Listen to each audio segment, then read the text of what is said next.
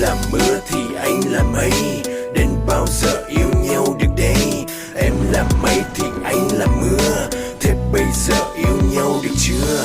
Cơn mưa đêm làm tim anh xuống thêm, khi cô đơn dường như ta yêu hơn. Thức trắng với bao niềm mong nhớ cồn cào, và cứ nghĩ mãi sau này ta sẽ thế nào. Đừng lạnh lùng thêm chi, hãy một lần nhìn về anh đi, để tìm hiểu những nỗi trông chờ và từng thốn thức đến vô bờ. Vì trái tim này đã thuộc về em mất rồi, người ơi. Người đừng bao giờ để lòng bơ thơ nghi ngờ, đợi chờ một người dù đến bao lâu cũng chẳng thể nào đổi thay đâu.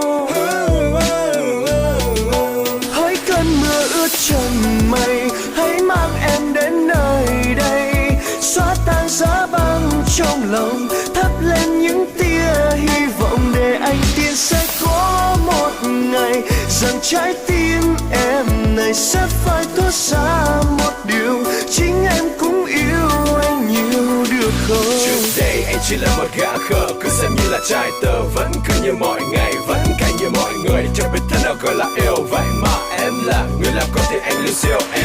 Nốt là nếu không thắng thì không phải là nhóm anh đâu, không hề kiêu căng, người như anh không phải trẻ trâu mà. Anh đến thật thà chỉ có mình em thôi à, vì em chỉ là món quà cho ban cho anh đấy mà. Vì trái tim này thuộc về của em mất rồi, người ơi.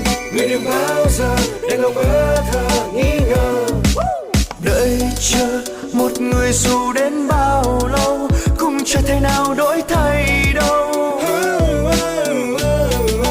Hỡi cơn mưa ướt chân mây, hãy mang em đến nơi đây, xóa tan giá băng trong lòng, thắp lên những tia hy vọng để anh tin sẽ có một ngày rằng trái tim em này sẽ phải thốt ra một điều, chính em cũng yêu anh nhiều được không?